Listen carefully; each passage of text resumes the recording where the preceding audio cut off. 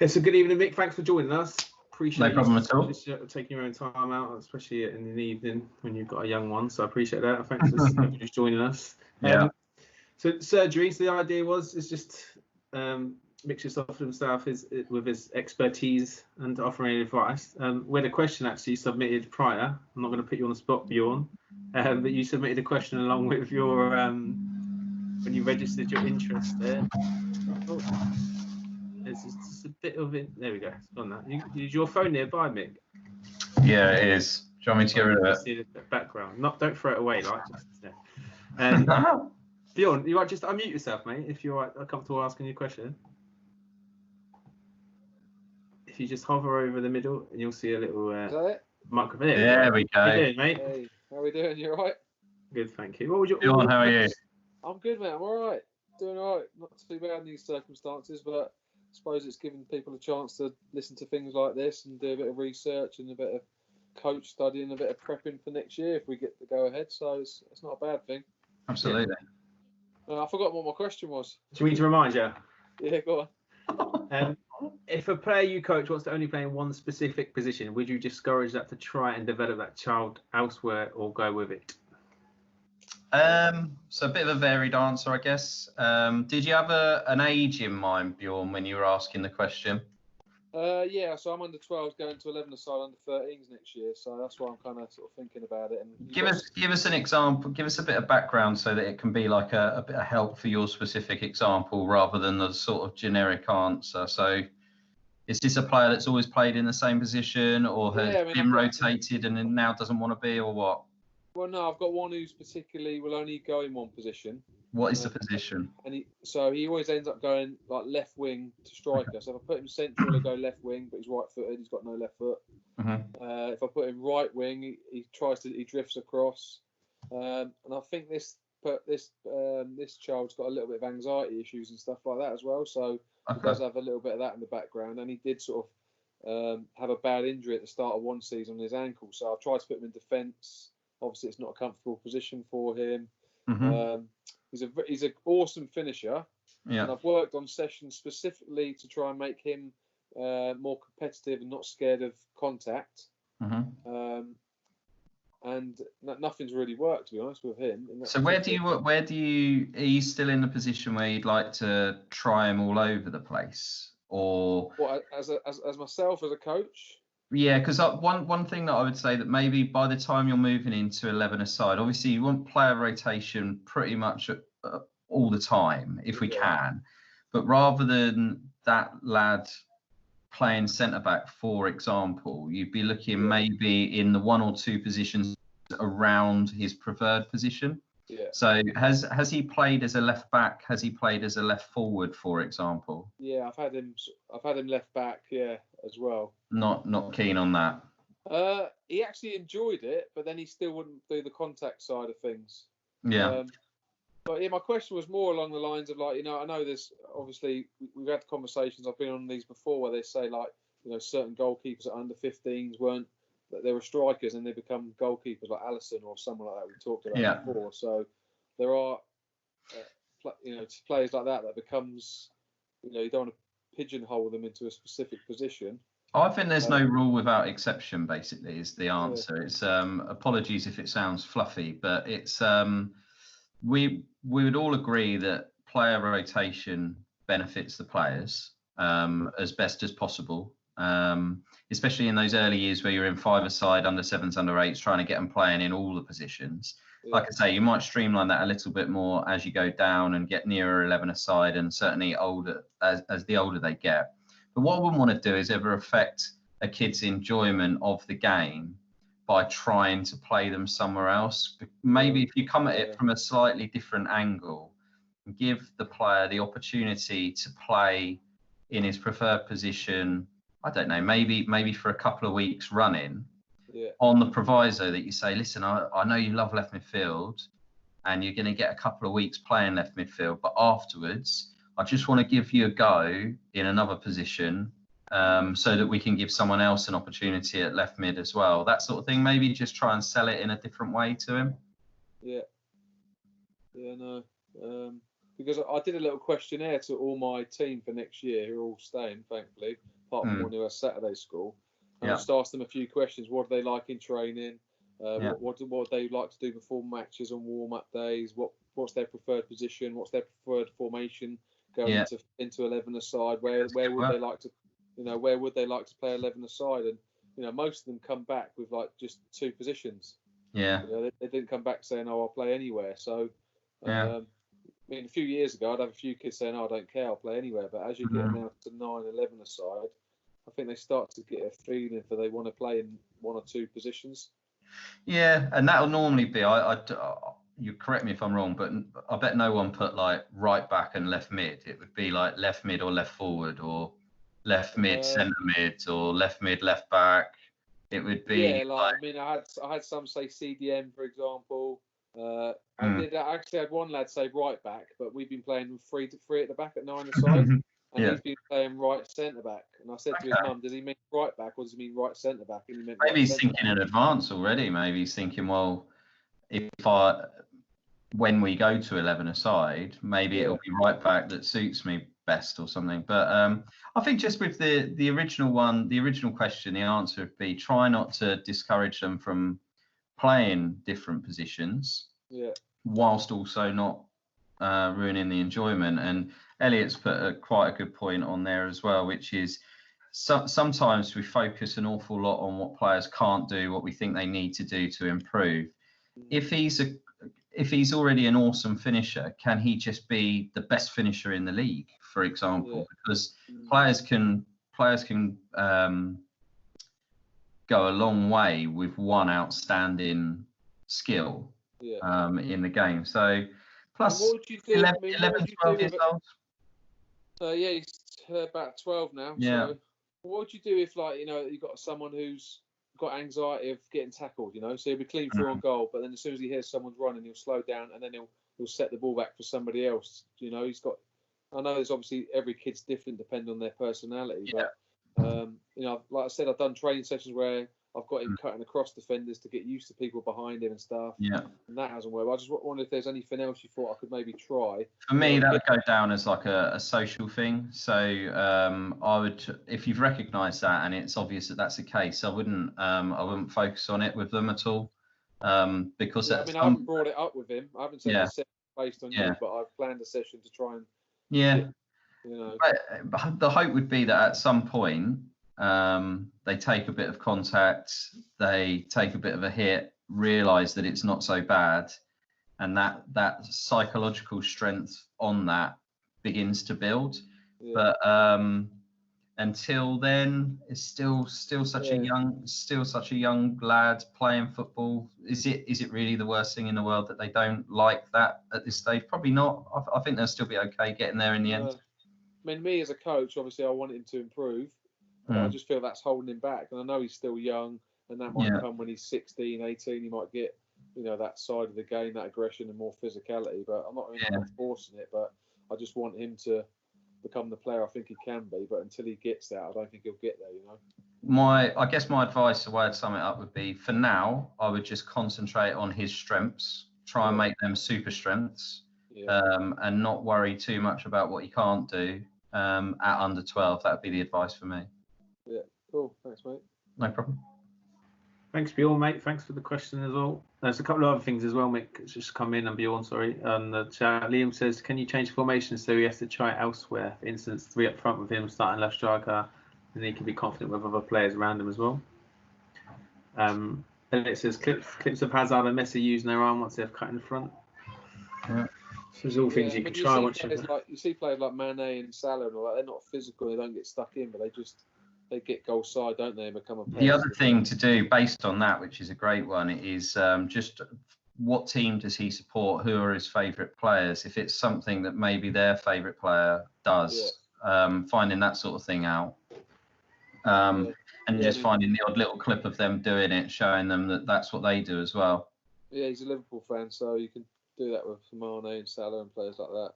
Exactly. And as well, using Trent and Robertson in terms of examples of just because you're playing as a defensive player doesn't mean that you can't attack at the same time as well.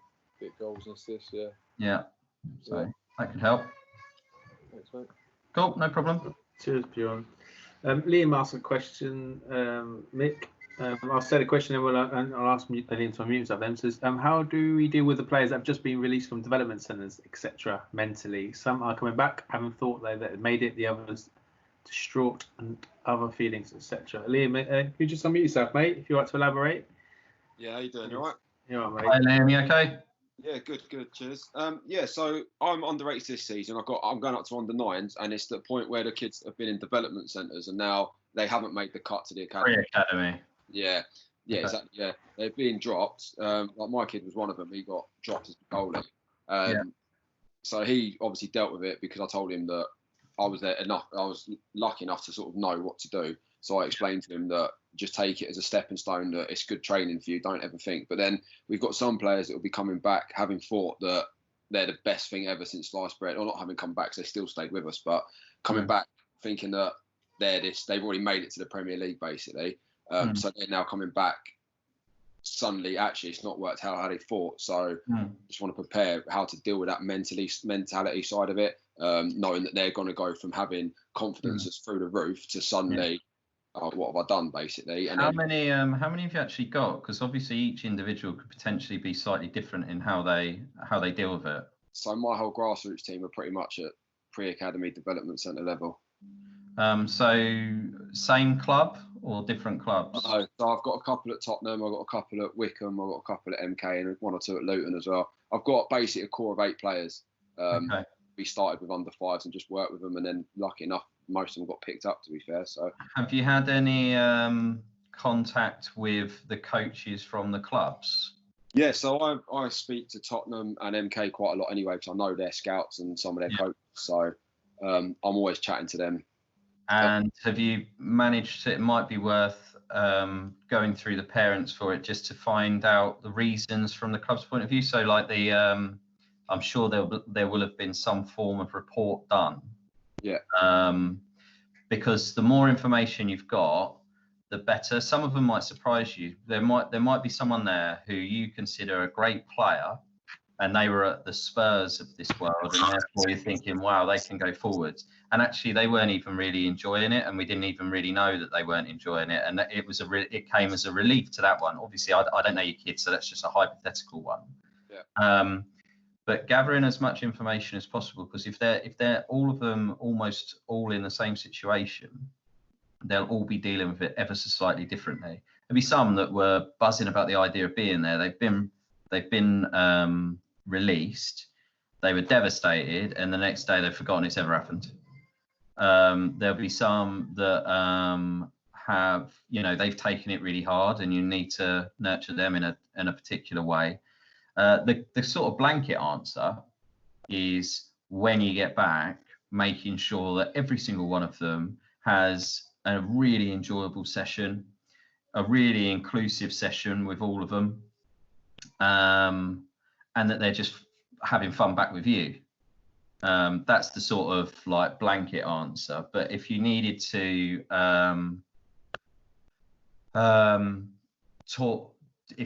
find out what was going on individually, you might need to go through each individual's parents, and obviously keeping an eye over the first couple of weeks, just in case it has affected negatively.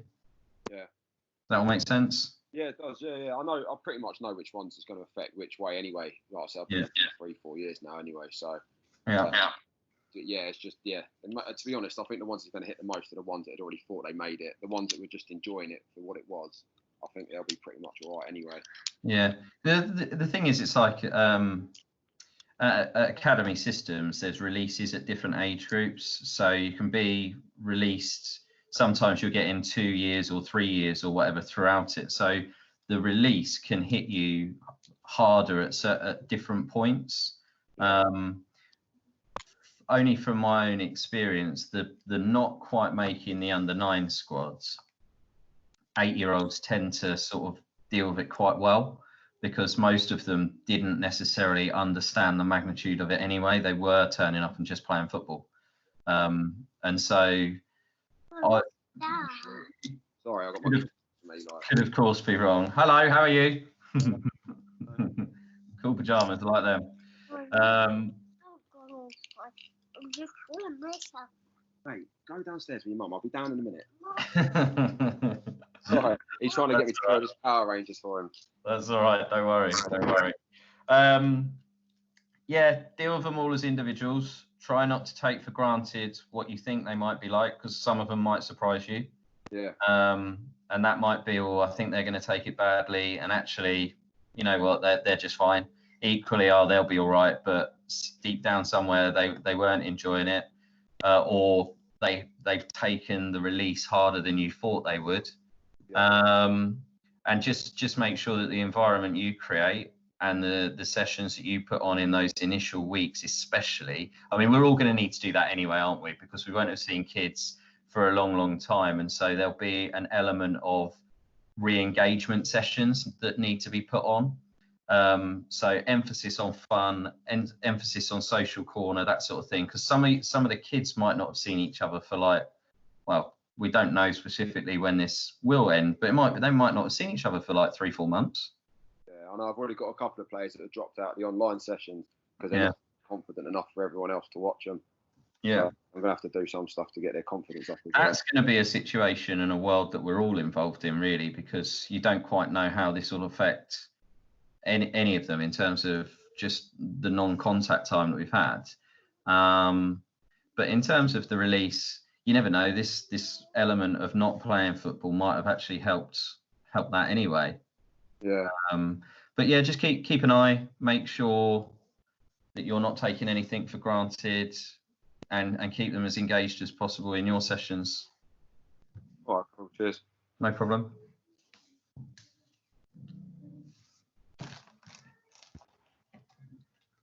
Sorry, my mouse was not there. Thanks, Liam. Just remind you guys, just limit the swearing as best we can. But yeah, Mick, how? Question for you while we wait for it. That's right, Liam. Don't worry, accents that one.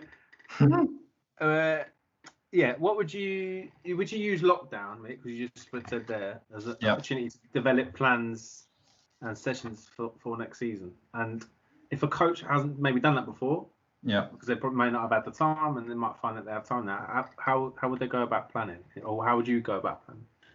So when I first started coaching, I tried to be as organised as possible, where I would almost think, I've planned like a season's work, and that was really naive in lots of ways, because so many things change throughout a season, especially when we look at social psychological corners. So this is a great opportunity for everyone to either write up old plans, because that's often something that is really, really useful. So I've certainly got like session plans that are done in little notepads, they're scribbles, and frankly I wouldn't know what they really meant when I came back to them. So a great opportunity to write up old session plans so that they're nice and clear, especially if you've been in a situation where maybe you've coached that session a couple of times, and therefore you've got an element of being able to improve it, develop it, expand it, all those sorts of things. Yeah. But what I would certainly do is I would plan individual sessions. I wouldn't plan a program. Okay. So I wouldn't plan too far ahead in terms of this is what I'm going to do in week 1, this is what I'm going to do in week 2, because you never quite know what's going to happen. And it might be that certain individuals need certain things during week 3 when you had something planned that's actually no longer relevant. So I just have, like, you're going to hit certain topics, certain principles of play throughout the season.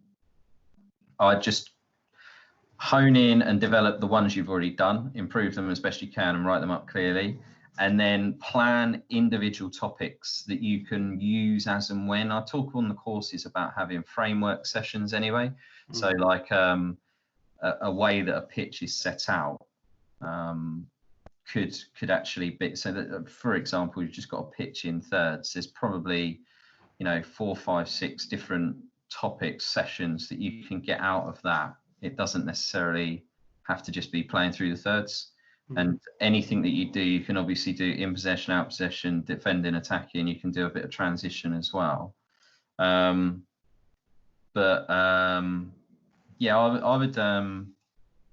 would just have your individual sessions really well planned, really well developed, reflected upon, reviewed, and then you've got them when you need them, rather than going ahead and sort of trying to put a program in place. But that's really good advice, mate, to be fair, because I didn't even think about that personally, because I'm looking to take under sixes. My boys will be old enough. Taking a plunge, Rich. I know, yeah, straight in. And I thought I'm gonna use this time to get out all my stuff. But that's a really good point you make there, especially of the old sessions as well, where you look back over your notes and just go through it.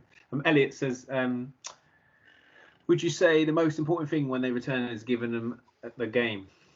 Yeah, definitely. I mean, I can't imagine that even myself as a coach, whatever session I go back to, whether that's an academy session, grassroots, whatever it is, I can't imagine doing a lot more than just wanting to like engage and have a laugh with the kids for that first session, especially, and let them play football.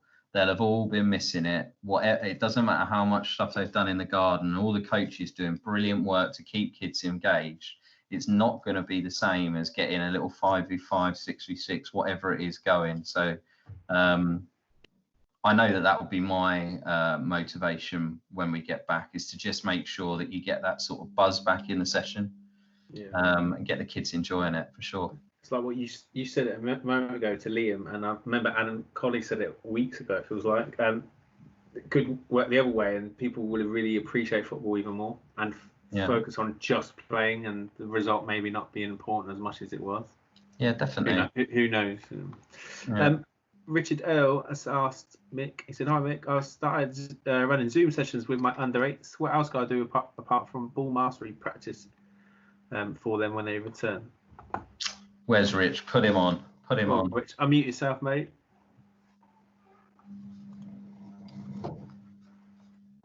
Hello, gents. Hello, mate. Rich, how are you? You okay? We can put the video on. It won't be pretty. There we go. Hello. There he is. Hello. Hello. Sorry, my wife's got me doing chores again, as always. Are you hoovering?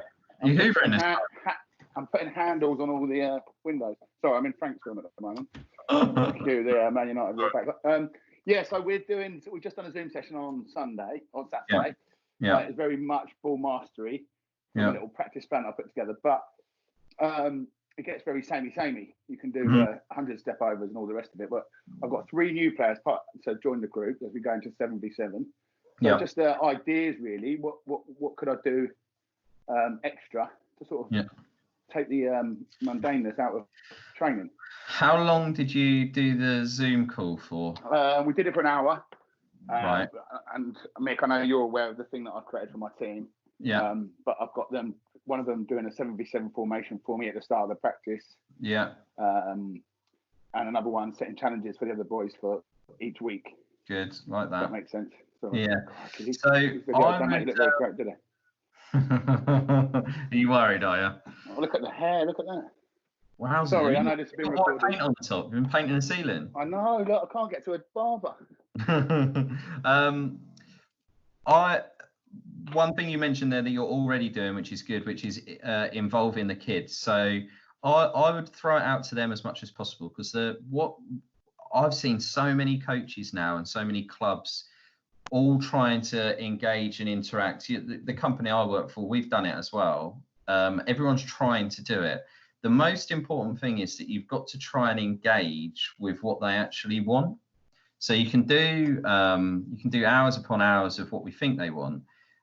First thing is you can throw out to them what they might actually really like to do.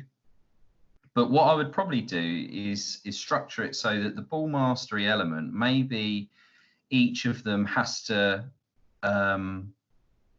ask the others to do something. So say for your son Frank, for example, he might like doing the little V-shaped drag backs or whatever. And you can film Frank doing that, and everyone else is going to have a go at it, and then you pass it on, sort of thing. So you actually involve the players doing it that way, because Sorry, Nick. The only problem with that is I've got 3 new players that are completely new to the group, and I don't want it to be a challenge where they don't think they're under pressure. Do you know what I mean? I want them to feel. So maybe don't ask them to unless they're really comfortable doing it and they really want to do it. Maybe don't ask them to demonstrate anything just initially. they could spend the first couple getting themselves involved. I would imagine Frank's not short of a bit of confidence. Is he doing it? So maybe he could do more than one. And the Frank other ends up leading a session. Yeah, exactly. I don't know why I'm even asking you. You're in his room. Where is he? Come on. Where is he? Frank. We'll have to pull him off his console. 1 second. Franco. Someone wants to say hello. Hi, Mick. Hello, Frank. How are you? Hi. How are you dealing with your dad in this isolation? There we go. Go on. How are you dealing with your dad in isolation, Frank? Is he doing all right? Is he behaving himself? I can't hear them. Right, put them in. I can't hear though, so you'd have. Frank, can you hear me? Yeah, I can. How are you dealing with your dad in isolation? Is he behaving himself? Yeah. Is he? Good. Once he's been, it was like Sunday, he was asleep for 24 hours. Was he? Oh, it doesn't surprise me. It doesn't surprise me. Yeah. Frank, keep trying all these challenges and stuff, okay? I hear your ball mastery is really coming on. Thank you. Good. Pass those headphones back to your dad now. Come on now. Oh, sorry, gents.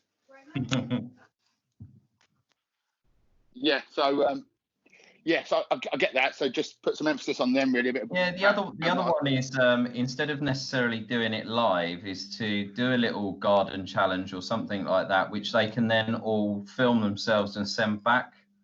So that's the other thing, is like a little bit of engagement with it as well. So we're setting 1 or 2 little challenges, and again can come from the kids.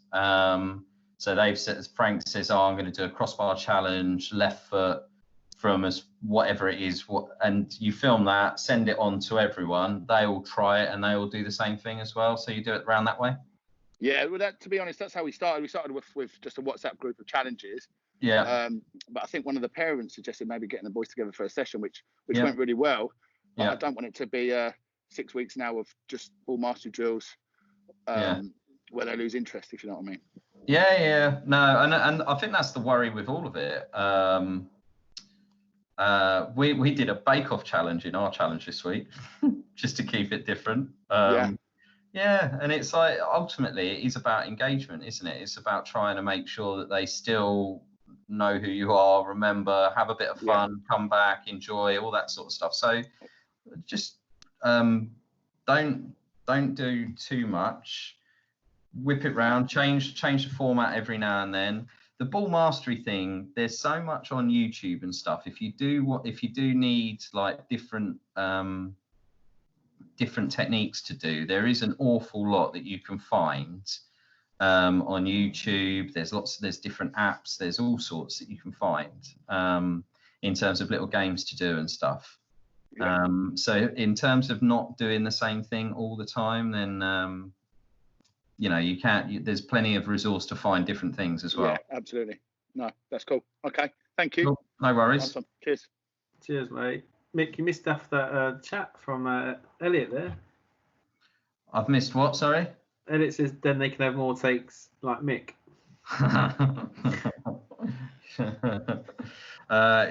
Yeah. All of mine are first takes, obviously. And it also says, Rich, if you can hear, he says, I won't put too much pressure on yourself.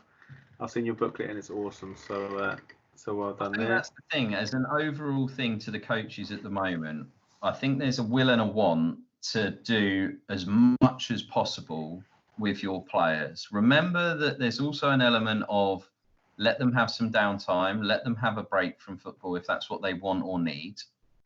And equally, pretty much anything you do, they're going to enjoy. They just will. So don't worry about it too much. Don't overdo it. I'm sure they'll all be buzzing to get back as soon as we can get back anyway. I like your idea about the bake-off thing, mate. So, did you get lots of, or is it still ongoing at the moment? Well, I only went out on Monday. We've so myself and one of the other guys did it, and we posted the video and stuff. And we'll see what comes back, because we were going to do like cook a whole meal, like go and help mum and dad, but we realised that there's not a lot you could cook where there wouldn't be the parents needing to pretty much do it and assist the kids too much. So I just think it's about engagement. I really, really do. I don't think you need to worry about it too much. Look, Liam said let them chat for 15, 20 minutes at the start of the online session. That's what they'll miss as well. They'll miss seeing their friends and talking to them. As we mentioned to Liam, there'll be kids that play football together, but they don't go to school. They're not actually they're just football mates. So there'll be kids that are really missing another kid that they only ever see at football. Great point. Yeah. So it's just that. Yeah, it's a great point from Ian there. Just that chat. That might be all that they need, maybe. Yeah, definitely. Like quizzes and games and stuff like that. It's good. If you've got a question, just write question or Q on the chat, and then we'll get you in. Mick, question for you. I've got a question for you. What are the basic equipment a coach needs to run a session? Is less more? If you have been on one of my courses, you'll know that I always think that less is more. You almost promote in a way as much as possible lazy coaching, which is put out as little as possible so that you don't have to alter it, adjust it, make sure that it can you can do maybe 1, 2 or 3, all 3 activities in the same setup so that you don't need to move it around. You don't get that disengagement or chaos element when you have to go, oh God, right, I've got to pick that up and put something else down. You lose the kids, you lose the group. I think, for me, less is more. So you need some cones, some balls, and in an ideal world, you have some goals because it's always nice for the kids to hit the back of the net, but a way of scoring as well. So whatever you use for that, you can have dribble over the line, whatever it is. Yeah. That's interesting, isn't it? Especially when I was younger, when I was on courses and stuff, and then afterwards I'll be like, right, speak to my club, I need this, and it was just like, I think we even got like a free kick wall at one point. For adults team we were doing at the time, but it's just sometimes football's simple. Remember interviewing coaches or being part of an interview for academy football? Guys come in and literally looked like he'd unpacked his house from his car, and it was who I was going to be working with for the upcoming season, and I was thinking, I'm not sure I can handle this. How early is he going to need to be there every session to set all this stuff up? There was like a green box over there, and that had some yellow gates, and then over here there's another box and this, and there was lines dividing it through, and then there was spots and all this sort of stuff. I was like, oh my God, I don't know what's going on. You've lost me. What chance do the kids have? There you go. Less is more. A couple of chat on there as well. Just going back onto that lockdown, maybe activities for children. Create your best match attacks team. Good one from Elliot. Bjorn says organise a FIFA World Cup for them on the games console. Do you know what? That was something that we've really thought about as well in terms of the kids that aren't coming to the sessions that I normally do. Just trying to get them all together to do a FIFA tournament or something. Again, it's just engagement. It's just them seeing their friends. It's getting themselves involved. A little bit of team spirit. Okay, if that's how you want to think about it. But that's a great shout. Yeah, as Elliot's put, I want to play. I'm sure a lot of the coaches and parents might want to get involved as well. So you could even do a parents one. Who knows? Yeah, exactly. Liam says, all of my online stuff is 4 cones and a ball. Went around and dropped it off each child in my teams. They have all the same equipment. That's fantastic, Liam, what you're doing there. The more you have, the more you need to get parents who can carry back to the car. Plus, the more stuff at home for the wife to moan about is taking that bar hallway and cupboards. In terms of equipment, I think that is, so if again, just remind, if you've got questions, just let us know. But Mick, I've got one more question for you from me personally.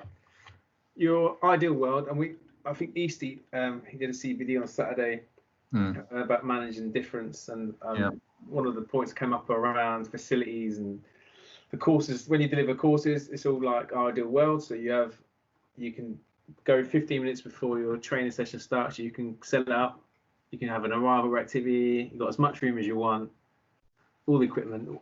And for those coaches, and I know there's a lot of them that can only get on, they're using like a facility that they have an hour, they get on there straight on that hour. Yeah. How would you go? Any tips on like how you do an arrival activity?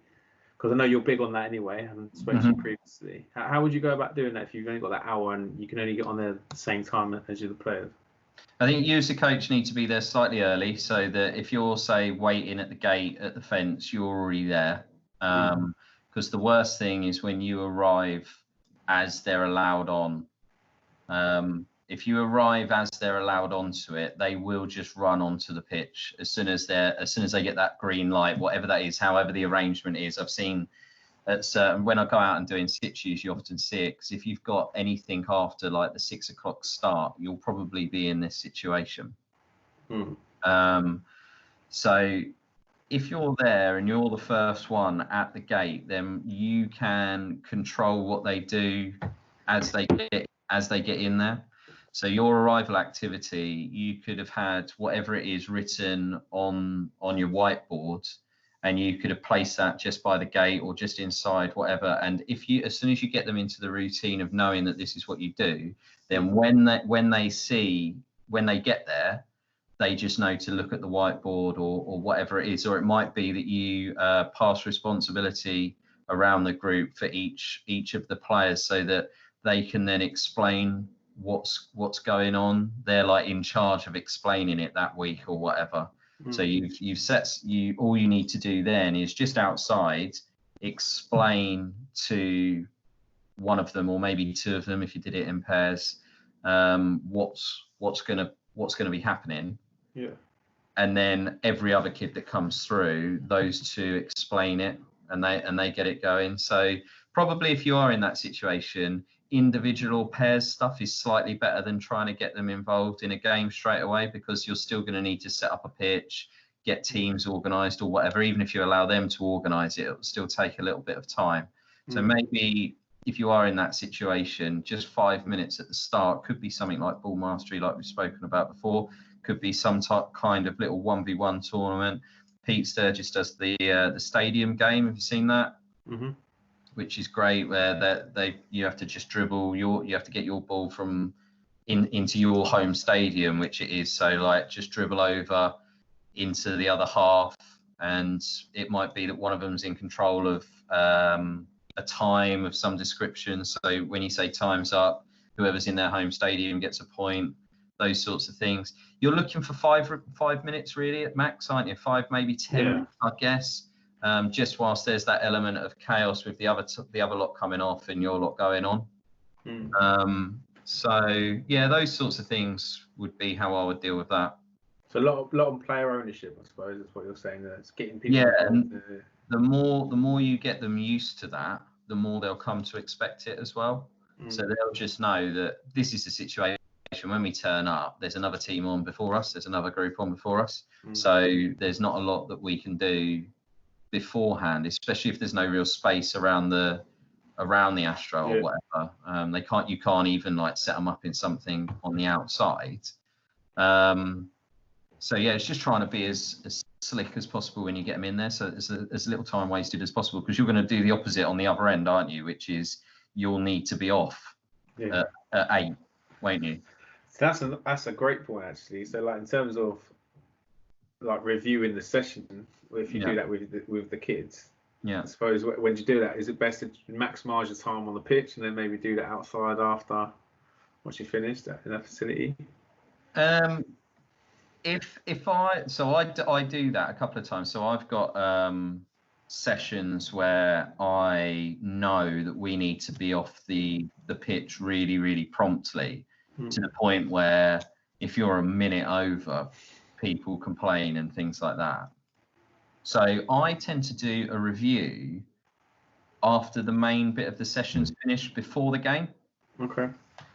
So that when they can play the game, and they can play right up to the very last moment before we need to get off and tidy up, if that makes sense. So if you've done your bulk of work in your game-related session or whatever you've done, do a bit of a review about what you've done at that point, and then get them into the game with challenges, scoring systems, whatever it is, scenarios. Then you can do it that way. It's really good suggestion, mate. Thank you. And I think there was a couple of comments. I see Got another one from Bjorn. Bjorn, I think, just going back to Elliot's quickly, because I think it's the same topic we were discussing. So could set them a skill for homework, then give them time to practice at the start and show you in terms of arrival activities. Yeah, so that would that almost ties up your review for that week and your arrival for the next week, doesn't it? In lots of ways. Yeah. Liam says, when should we increase the amount of training sessions each week? So I'm thinking by when, I assume. Liam, if you're there, mate, just unmute yourself. But I assume maybe the age group. Liam, is that right? Yeah, just because I love football. I'd do football every single day if the kids could. And we do training on a Saturday for an hour and a bit. Sunday, but then if there's anything we want to work on, they've always forgot about it. About it 10 minutes after we've done the session because they're talking about FIFA or whatever. But I want to really increase. I'll do an extra session during the week. But obviously, a lot of them do football elsewhere with other companies, or they do other sports and feeds and that. So I don't want to put too big a workload on them and burn them out. But also, I feel that some of them that only do football on the Saturday and Sunday would come to the sessions as well. But there's no point doing it for one or two kids. So is it worth doing it at a younger age, or just wait until they stop all their other sort of after school clubs and it comes naturally, or what? Yeah, so foundation phase, I would leave them. Kids will naturally do what they really want to do. Like you say, you'll have some that are really, really busy. They play 3-4 different sports, or they've got different activities that they do throughout the week.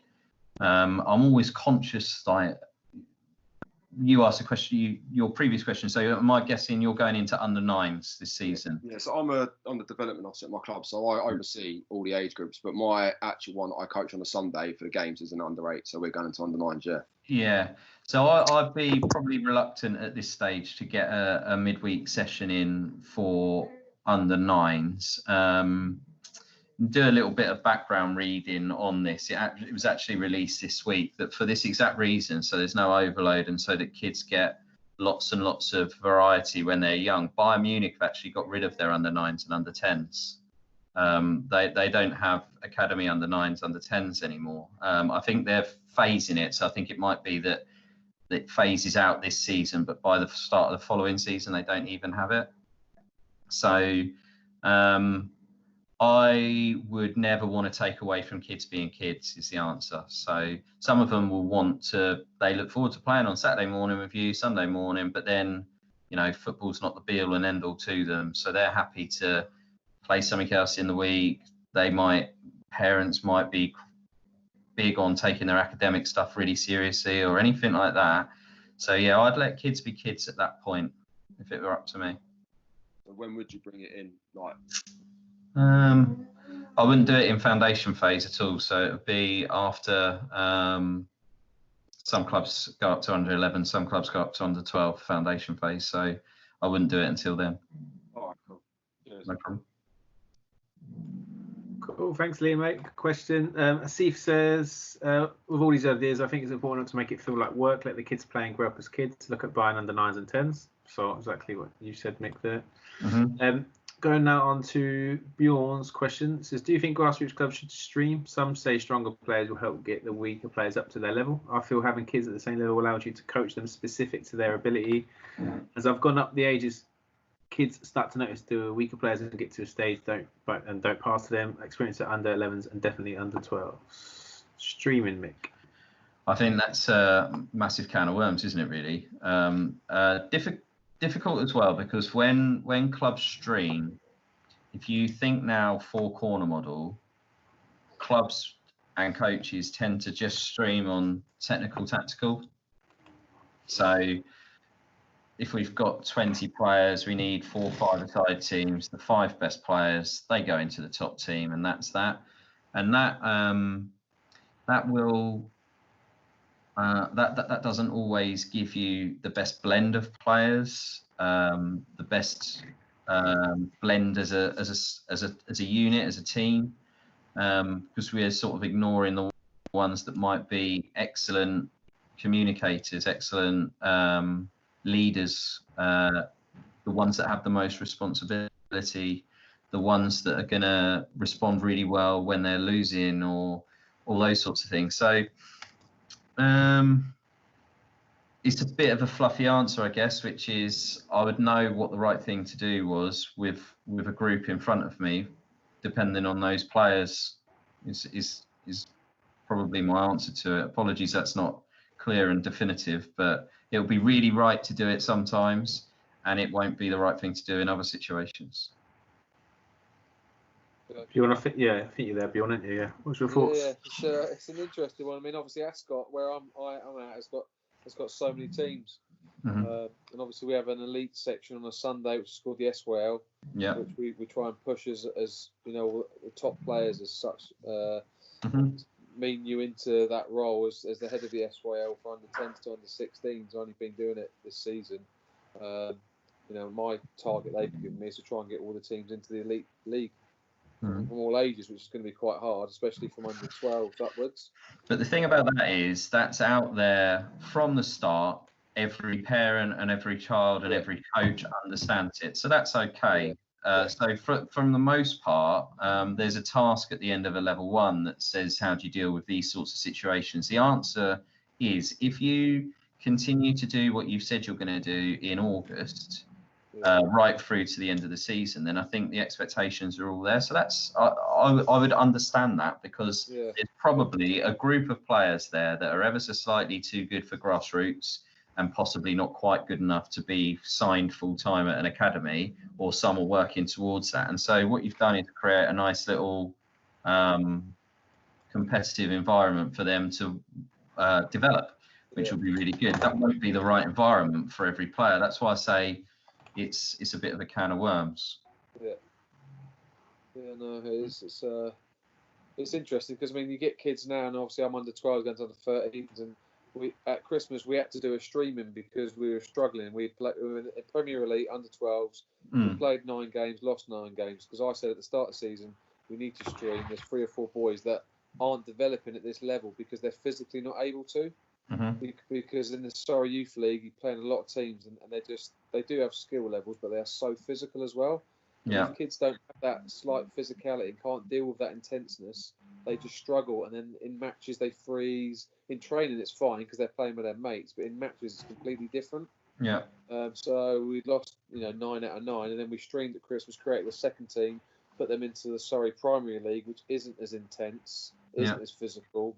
And then obviously we had 4 or 5 games and won 4 out of 5 after we streamed. And how did they all feel about it? Well, that's what my point I was going to get to before, which I've nearly forgot. So thanks for reminding me. Is a couple of the boys were devastated. And they were a little bit gutted.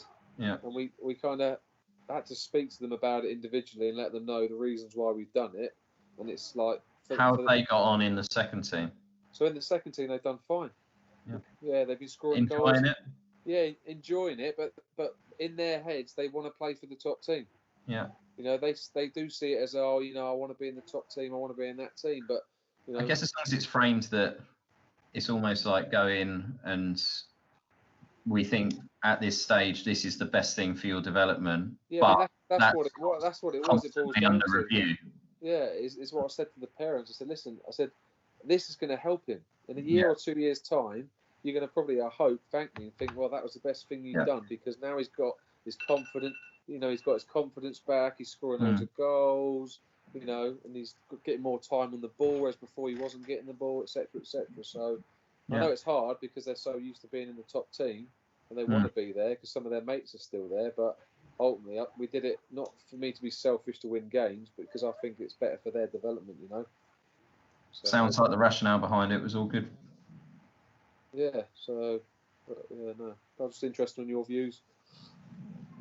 Elliot says, had this debate recently. I think it all depends on the players as well. Have to consider the social side too. Some players may prefer to just enjoy it with their mates. It's an interesting debate for sure. I get the rationale for both. I don't think people start to enjoy it with their mates more. And I've had this with a friend of mine who's doing under 15s next year. He thinks from under 14s onwards is when he's felt that people are not bothered about what level they're at unless they're at that top level. They're just happy to play with their mates. I'm not sure whether at a young age they are, like under 8s and stuff. I don't know if it's about their mates. I'm not sure. There's like a middle ground, isn't there? Again, and the answer isn't like a definitive one, because each individual will be different. So I just want to make sure that I was always doing the right thing for the right individual, and as long as is what's being done, then you can't do a lot more for them, can you? No, definitely not. Good. Cool. Steve says, thanks, Bjorn, by the way. Steve says, in a grassroots environment, what if the coach's kid is not in their team? Steve, can you come through and explain the question? Just give us a bit of context.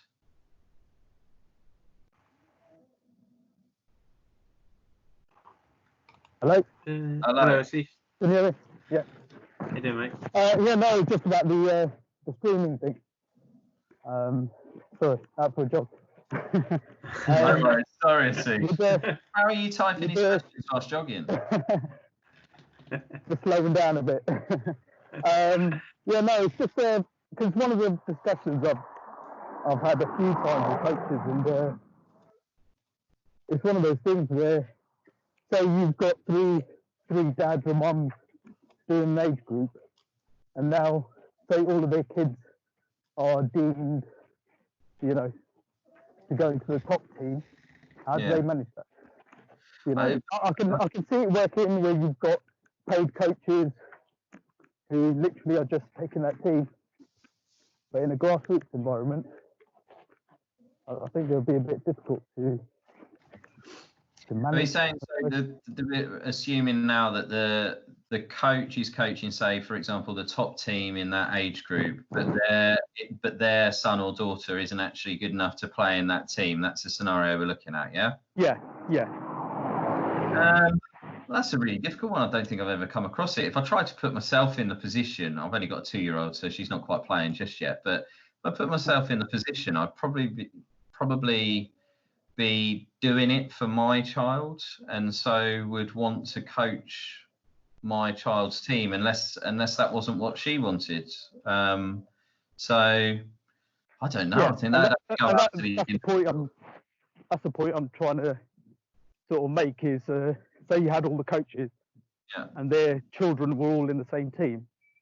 Now you've got a problem there. Either you're going to have to drop 2 teams. And I've seen that as well, where you have parents that are keen to get involved. This happens especially at age groups like under 6, under 7. Parents are really keen to get involved, but the problem you have is you've got like 5 parents that are all keen to lend a hand coaching, but they've got the 5 best kids, and so they end up having like they don't want to. They want their kids all to be together so that they've got a good team, but that leaves all the other kids short and with no one really to volunteer coaching them. So I mean that for me would have to be a little bit of common sense. At least split that in half, or if there was 6 or 7 of them, keep a couple of the good ones together. If it made sense logistically for the parents that were coaching, so if they lived a little bit more locally to each other, maybe they were just genuine close friends off the, away from football anyway. You just have to try and sort through it like that, I think. And bear in mind trying to make sure that you still, key thing that's gone through with most of the questions tonight, make sure that the kids are enjoying it.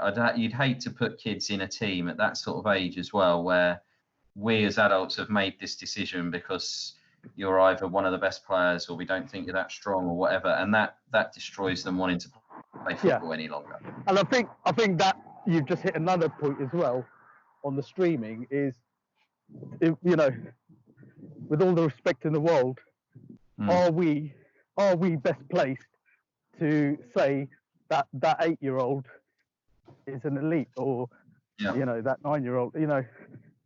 I think it's exactly that. And like my background before this role was academy football, and even in that situation, when you're making a decision on an under 14 whether they're going to get a 2-year contract to the end of under 16s, no one's got a magic ball or whatever. No one's got a crystal ball, so you can't. You can have experience in what you think a child might turn out like. You can have more confidence in that opinion based on maybe their personality, their family behind them, those sorts of things. But you still don't know for sure. Especially what age group are you specifically referencing as well, Steve? Is this a situation that you find yourself in at the moment? I think I see it quite a lot, and it's especially with the younger age groups, where, and then they sort of, once they get to about 11, 12, parents have sort of realised that little Johnny's not going to be playing football, in the Premier League, and then they back off a bit. Yeah. But I think it's especially in the foundation phase, which is probably the last place where it should be, in my personal opinion, anyway. Which adult would ever be in a position, would ever have the power to suggest that two young kids, 2 8-year-olds, shouldn't play football together? Well, yeah, exactly. That's where I'd sit with it. If you had two kids of different abilities, they were at 8 years old and they just wanted to play in the same team, there's nothing that would make me split them up. And I think, I've spoken, I can't remember if it was yourself or on one of the other sessions one day. I think this whole period is blurred into one, hasn't it, really? Sorry? This whole isolation period is blurred into one. Yeah. And I was because one of the things I ask people is, what are they basing that on? Yeah. Like, I've never seen anything which actually shows that streaming works. It's always seen as a sort of management tool rather than in the best needs of the learners. I guess the same with Flip. So Bjorn's example of where what they've done is enter into a more competitive, more difficult league on a Sunday, and the kids join knowing that is the case. I think that's ever so slightly different than when you've got a bunch of kids, and you're right as well, largely as sort of unqualified adults, we say, oh, you're going to go here, you're going to go there, you're going to do this. I think if something's there from the start, I've got no real qualms with it.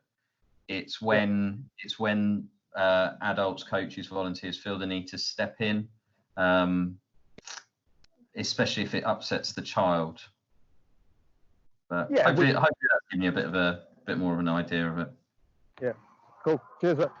Steve, enjoy your jog, mate. Yeah. Thanks for joining us. Elf asked a question at 1958. What's he playing at? Rich? I know, Mick. I know you've got to put your 2-year-old daughter to bed. We're just going to wrap this up. Elliot, are you there, mate?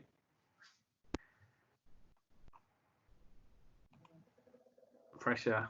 No pressure, Elliot. Hello? Here he is. Hello, mate. Elliot, how are you? Good, you right? Yeah, I'm good. I'm good. I'm answering this very specifically, simply because, Elliot, I cut out for your podcast question. I appreciate it. Yeah, so obviously there's been a lot of discussions about format in a few of the other podcasts. I was just wondering, and it links to a lot of the stuff they've spoken about players not getting passed to. Yep. So obviously in a 5v5 game, if you have one player or two players that are so much better than the other players, it may not even be that they're not passing for a reason. It might just be because they're that good they don't need to. Yeah. So if you reduce the format, so it's for example 3v3, or the players are probably going to get more touches that way. Because I personally think that the formats should probably be at least 2 or 3 years later. Just wondering what your thoughts are on when we move up. To potentially just start the format smaller. So even when you've got under 7s, when they start playing, they start 5v5, don't they? Yeah, which I think is too much personally. Yeah, which is potentially too big, which is why training needs to be, especially for those sorts of age groups, you need to include 1v1s, 2v2s, 3v3s in your trainings, and outnumbered as well, so 2v1s, 3v2s, things like that, so that players need to have an understanding of when to pass and when to dribble. That doesn't mean that they're always going to take the right option. And that isn't always because the player has refused the pass as well. just their capability at that age. That's all. It could be as well, and you'll have known because I'll have barked on about it on courses as well, is if we stop 7-year-old, 8-year-old players attempting to take on two players, whether it was the right decision or not, we will never create English dribblers that can beat players. Yeah, I agree totally. Yeah. So that's the difficulty I have with it. If you break down 2v2, players have like less decisions in front of them. Now, if you're the player in possession and you've got a little 2v2 going, I can take on one player, I can take on two players, or I can pass. That's probably about it, isn't it? Yeah. Until you get slightly closer to goal, and at that point, obviously, you bring shooting or finishing into it. But when you've got lots and lots of, if you've got lots more players on the pitch, so even at 5v5, which sounds like a small format, but there's how many more decisions will that one player have to make on the ball? Yeah. And maybe it's just a case of limiting how many they can make so that they genuinely understand what they're doing a little bit more. Define the individual blocks, and then as they go up, they'll understand where they fit into the bigger game. Yeah, exactly. Because it depends where your biases lie, don't they? My bias is going to lie wanting to see a player pull on an England shirt that plays the game like Eden Hazard does. Mm-hmm. So I look at the game with that lens. The thing with Hazard, though, I posted a video recently that it was Hazard's goal against Tottenham. Obviously, I'm biased being a Chelsea fan, but if you watch that clip, it literally shows that even the best dribblers know when to share the ball and just get it back. It's not just about Hazard just dribbles through everyone. He knows when to suck people in and then go.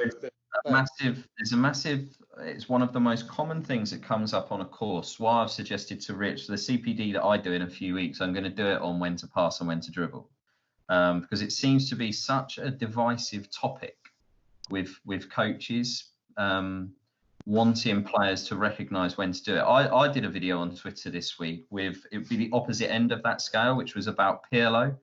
Where everyone would describe Pirlo as a brilliant passer, and he analysed what he does. He's a great dribbler, beats players 1v1 a lot of the time. So it's a very interesting topic. I think I've been reading whilst we're here. Liam's point, I couldn't agree more with regards to when a coach says, "I've got too many players. Do you want to do 6v6 or 7v7?" No, I don't. I want to do the smaller format. You've got too many players. If we, instead of doing a 6v6, let's set up two pitches and do 2 3v3s. Yeah, exactly. I don't know. Is where I go with it. Sorry, I was just going to say, in Belgium, I don't know if you know, they do up to under 7, they play 2v2. So it's a keeper and 1v1 in the middle. So literally all the players are practicing is receiving, beating a player, scoring. So they just practice, receive, beat. Think about how that role of the goalkeeper changes, though. There's no way that's just a keeper, is it? Yeah, so the goalkeeper then can dribble out, suck him in, and then when they get to under 7, then I think they go up 5v5 until under 10, I think, so they go longer. So I think that if we really want to produce these technical players, that we have to do something similar, because I know I'm coaching under 8s now. I'm going on under 9s next year, 7 aside. I've already got in my head what's going to happen. You're going to play against teams that will have a big, fast player up front. They're going to play a long ball. He'll run through because he's faster and shoot. You'll probably lose 5-2, and the other team will think, "Oh, we've beaten them 5-2," but then all the other kids haven't touched the ball. Yeah, and it needs. I think it needs to change, but I don't know how far away we are. I think before there's anything actually implemented or trialled, it's our responsibility as coaches to make sure that we give the kids that development at training. So those smaller formats, especially for the age groups that you're discussing, under 8s, under 9s, training needs to be made up of much smaller formatted games. Yeah. Cheers, mate. Thanks, Elliot. Mate.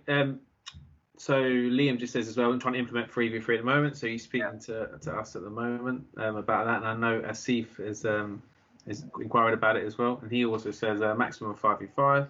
Yeah. The leagues all do 5v5. I'd love to see a 3v3 or 4v4, but people want to get to 11v11 as soon as possible. Agree. Yeah. Just wrap this up. Ascot starting the SYL from under 10s only. It's from an earlier point. And then Look at Peter Prickett book 3 versus 3. There's your tip for the week from Bjorn. Look at Peter Prickett book 3v3 and we'll see what's that about. Oh, Bjorn, just unmute yourself real quickly before we finish. Yep. What was that book about? Pete Prickett. So Mick knows, or you know as well. I've started doing this Q&A for Ascot coaches, and Jamie Tompkins, the manager, he works with Pete Prickett, one of his coaches, and I think he had an author get involved with him because he found there wasn't a lot of books out there or drills for 3 versus 3. Mm-hmm. So he actually designed a book basically 3 versus 3. So if you look, he's on Twitter and all that kind of stuff. He's quite an interesting character. He's got some interesting views. But I had the book delivered last Friday. I'm terrible at reading. I've not opened it yet or looked at it, but I will look at it, just to see some of the drills he does. I think literally 70% of the book in there has all got about different 3v3 sessions. Yeah. So just as you're talking about 3v3, I thought I'd mention. No, perfect. That's what it's about. Sharing thanks for that information. Yeah. Thanks, Bjorn. Mick, I'm just going to let you go, but before I let you go, just quickly, just to bit of plug-in, no harm in that, Mick, is there? Podcast comes out on Thursday. New series starting off with Jade Moore, a 2-parter with Jade, current England international, and then Emerson's the week after, and Gareth Ainsworth, which many of you are talking about previous sessions as well, has joined us. Up next is tomorrow. So I think he gets mentioned on every webinar, Mick. Pete Sturgis is joining us tomorrow, myself and Rivo live at 7 o'clock. So if you haven't signed up and you want to do so, then just go to our website. And then new show, The Panel, on Thursday. Messi versus Ronaldo. Elliot's on the call, is part of the panel as well. And so is Emerson Boyce, who's kindly be part of that as well, which is decent. And that's it. I just want to thank Mick again. He didn't have to do this tonight, so I do appreciate it. I know you got your little one to take to bed. I've got 3 downstairs. I can hear screaming. I'm sure you guys got your own stuff to do as well. So thanks again. Look after yourselves. Cheers, guys. Great questions.